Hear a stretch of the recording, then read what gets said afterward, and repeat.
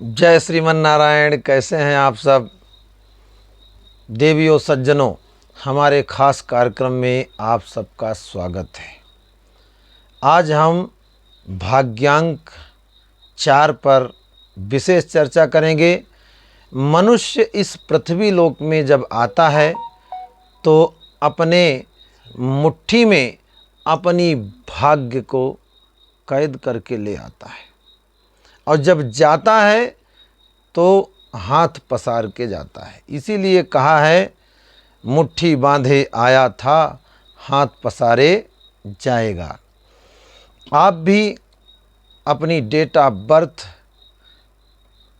और मंथ और ईयर के आधार पर अपने भाग्यांक को निकाल सकते हैं, जान सकते हैं। आप अपने डेट ऑफ बर्थ के अनुसार देखिए क्या आपका भाग्यांक 4 है। यदि 4 है तो आज कलम और कागज़ लेकर के बैठ जाइए, लिखिए उपाय, और हमारे द्वारा बताए गए उपाय आपके जीवन में कारगर साबित हो सकते हैं। आपके जीवन की दिशा और दशा बदल सकते हैं। हम शास्त्रोक्त और वैज्ञानिक उपायों को लेकर के आपके सम्मुख उपस्थित हुए हैं और हमारे सनातन धर्म में जो भी उपाय बताए गए हैं वह विज्ञान की कसौटी पर खरे होते हैं। आइए चलते हैं भाग्यांक 4 की ओर। भाग्यांक निकालने का फार्मूला मैंने अपने पूर्ववर्ती वीडियो में बताया है। पुनः आप समझ लीजिए। आपकी डेट, महीने और सन के प्रत्येक अंक को जोड़ करके उसको एक अंक बना लीजिए। 1 डिजिट में आएगा तो वो आपका भाग्यांक होगा। भाग्यांक 4 वाले जो जातक होते हैं यथार्थवादी होते हैं, परम शक्तिशाली और ऊर्जा से संपन्न होते हैं, व्यवहार कुशल भी एक नंबर के होते हैं। कभी कभी इनके अंदर एक कमी यह देखी जाती है कि अपनी शक्ति का अपव्यय गलत कार्यों की ओर कर देते हैं, सही दिशा में उसका प्रयोग नहीं कर पाते हैं और इसी कारण कभी कभी सफलता इन्हें विलंब से मिलती है। देवियों सज्जनों, 4 भाग्यांक वाले जो जातक होते हैं उनके प्रति 2 भाग्यांक और 6 भाग्यांक वाले पूर्ण सहानुभूति रखते हैं। इनके लिए शुभ दिन बुधवार और सोमवार होता है। शुभ तारीखें 2, 4, 8, 13 और 16। यह तारीखें इनके लिए विशेष भाग्योदय कारक होती हैं। फरवरी का महीना, अप्रैल और अगस्त का महीना भाग्यांक 4 वालों के लिए बहुत ही शुभ फल प्रदायक होता है, लाभकारी होता है और इन महीनों में इनको अप्रत्याशित लाभ की प्राप्ति होती है। इनके जीवन के जो भाग्योदयकारी वर्ष होते हैं वह हैं चौथा वर्ष, 13वां, 22वां, 31वां, 40वां, 49वां, 58वां, 67वां, 76वां और 85वां वर्ष इनके लिए बहुत ही शुभ सूचक होता है। देवियों सज्जनों, आप भी अपनी डेट ऑफ बर्थ के अनुसार अपना भाग्यांक निकाल सकते हैं, हमसे जानकारी ले सकते हैं। विशेष बात भाग्यांक 4 वाले जातकों के अंदर यह होती है कि अपने धुन के पक्के होते हैं। जिस कार्य में संलग्न होते हैं उसको फतेह कर लेते हैं और अंततः अनेक बाधाओं और विघ्नों एवं संघर्षों के बाद उसमें विजय प्राप्त करने में सक्षम होते हैं। इनके सभी कार्य व्यवस्थित होते हैं तथा योजनाबद्ध रूप से निरंतर प्रगति करते रहते हैं ये जातक। एक विशेष बात और बताऊं, मैं ऐसे जातक भविष्य में होने वाली घटनाओं के प्रति सचेत रहते हैं और घटनाओं का अनुमान लगाने में सक्षम होते हैं। ईश्वर प्रदत्त इन्हें एक अपूर्व क्षमता प्राप्त होती है।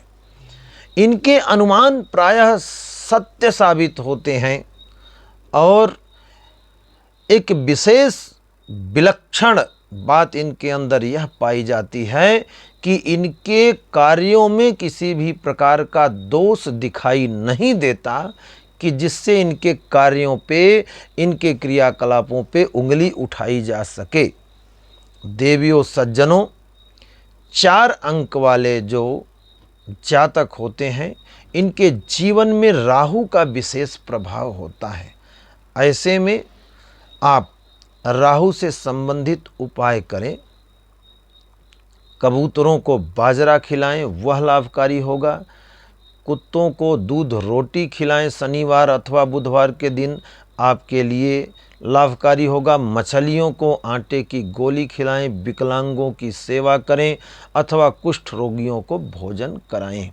साथ ही अपने घर में जो बड़े बूढ़े बुजुर्ग हैं उनकी सेवा करें, उनकी आज्ञा का पालन करें, जिससे कि आपके लिए राहु बहुत ही मददगार साबित होंगे और आपके जीवन में 4 चांद लग जाएगा।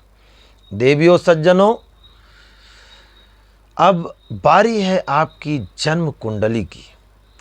ये जो जन्म कुंडली हमें प्राप्त हुई है उसका विश्लेषण करें। उसके पूर्व यदि आप हमारे चैनल पर नए हैं तो हमारे चैनल को सब्सक्राइब करिए, लाइक और शेयर करिए।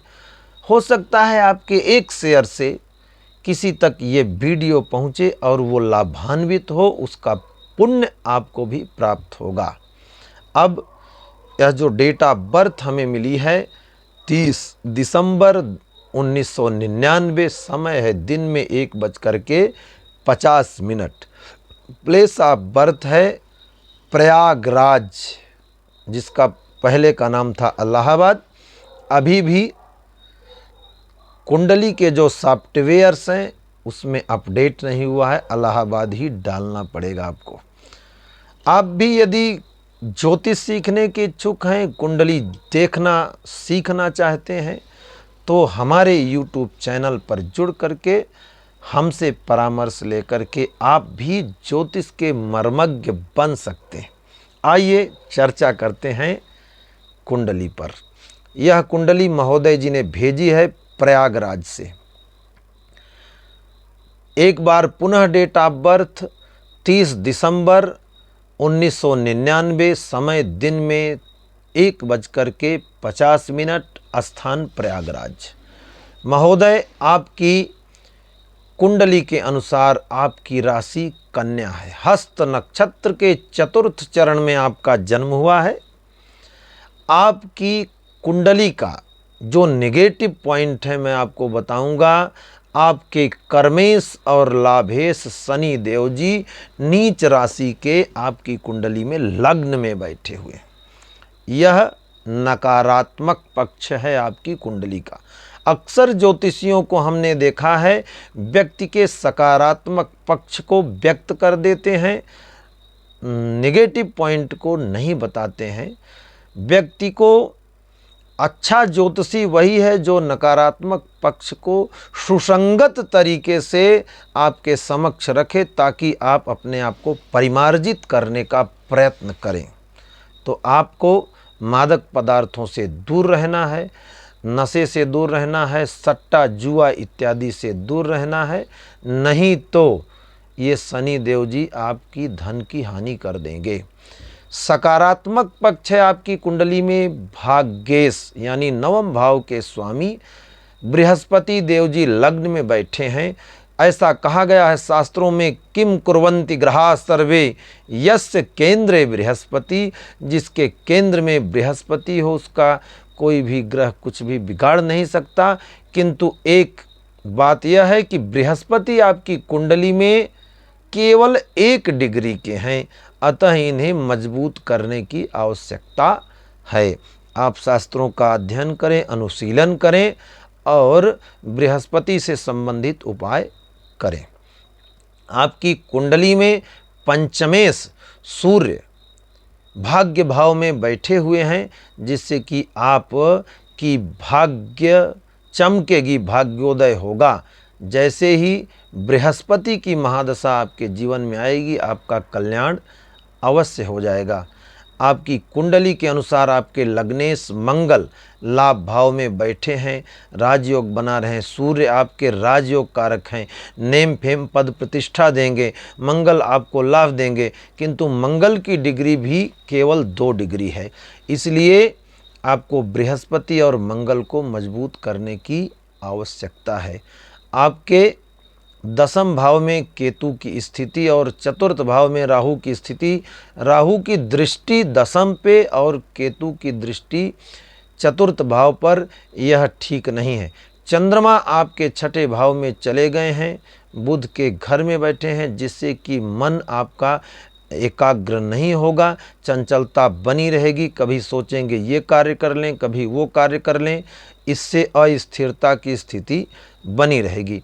बुध आपके कुंडली में पराक्रमेश होकर के अस्त अवस्था में है, भाग्य भाव में और अस्त भी है, तो अतः बुध से संबंधित थोड़ा उपाय करें। वर्तमान में 21 फरवरी 2007 से लेकर के 21 फरवरी 2025 तक राहु की महादशा है, और यह महादशा आपके जीवन में मिश्रित फल प्रदान करने वाली होगी। इसके पश्चात जैसे ही 21 फरवरी 2025 को बृहस्पति की महादशा आएगी और यहाँ से आपके जीवन का उन्नयन प्रारंभ होगा, और आध्यात्म के क्षेत्र में अथवा लेखन कार्य में अथवा व्याख्यान देने में, या आप जो है कहीं पर व्याख्याता भी हो सकते हैं, प्रवक्ता भी बन सकते हैं यदि आप परिश्रम करें, और नहीं तो कथा प्रवक्ता तो बन ही सकते हैं। जैसा कि आपका प्रश्न आया था कि क्या मैं श्रीमद् भागवत जी की कथा कर सकता हूँ या एक उच्च कोटि का एस्ट्रोलॉजर बन सकता हूँ, तो मैं कहना चाहूँगा एस्ट्रोलॉजी के क्षेत्र में सफलता के लिए बुध का मजबूत होना बहुत आवश्यक है। आपकी कुंडली में बुध मजबूत स्थिति में नहीं है, बृहस्पति ठीक हैं, तो आप कथा प्रवक्ता अथवा किसी भी विद्यालय में प्रवक्ता बन सकते हैं, अध्यापन कार्य कर सकते हैं। बृहस्पति की महादशा प्रारंभ होने के पश्चात देवियों सज्जनों, यदि हमारा कार्यक्रम आपको अच्छा लगता हो तो इसे शेयर जरूर करें, अपना स्नेह प्रेम जरूर दीजिए। हम ऐसे ही आप लोगों के स्नेह प्रेम से प्रोत्साहित होकर के अच्छे अच्छे विषयों को लेकर के आपके समक्ष उपस्थित होते रहेंगे। आप लाइक शेयर करना न भूलें, और अपने परिचित व्यक्तियों को कह करके चैनल को सब्सक्राइब जरूर कराएं, हमारे पेज को फॉलो जरूर करें। मिलते हैं अगले वीडियो में, तब तक के लिए नमस्कार।